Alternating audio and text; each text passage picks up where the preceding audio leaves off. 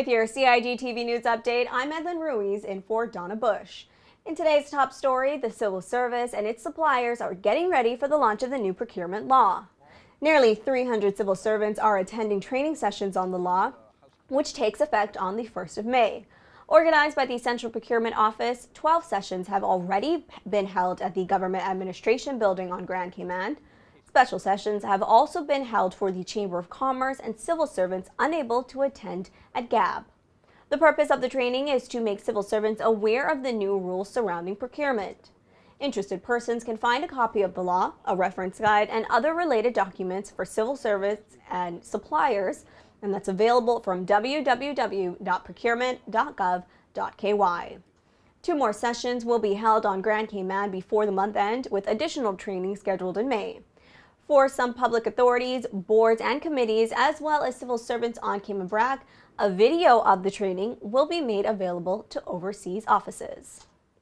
In other news, Home Affairs Minister Tara Rivers recently paid a flying visit to Her Majesty's Prison Fairbanks for a good cause.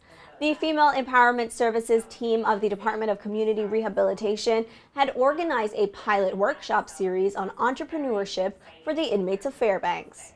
Presenters included a local pastor who is also an educator and a private sector mortgage specialist from the Royal Bank of Canada. The minister attended the presentation to help endorse the program.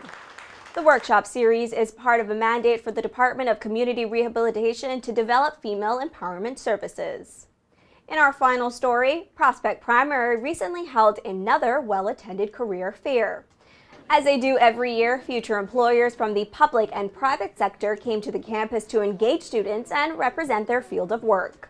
A morning session focused on years 4 and 6, while the mid-morning session catered to reception through year 3 classes. School counselor Mila Johnson explained how the school prepared for the event.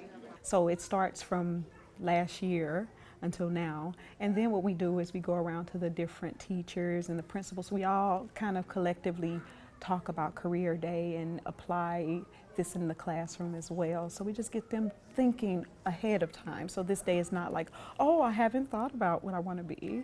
And one of the things that I've done this week is I had the opportunity to speak to one of the classes, and there was a lot of children who hadn't really figured out what they wanted to be. And so I remember this quote. I have this coffee cup that says, what would you do if you knew you could not fail?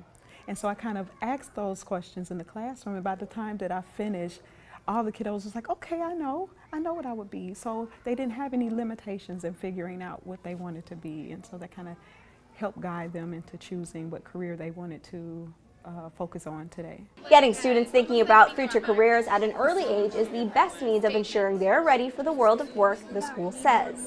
I think you want to start the young kiddos out early and thinking about what they want to be, because then once they figure that out, then they kind of have a path to focusing, okay, if I want to be a math teacher, then I know that I need to do really well in the area of math, or if I want to be an accountant, this is what I need to do. And so you can have that focus early on rather than finishing high school and think you know what you want to be, but you're not really sure because you haven't had that period of time to really investigate and figure out what you wanted to do.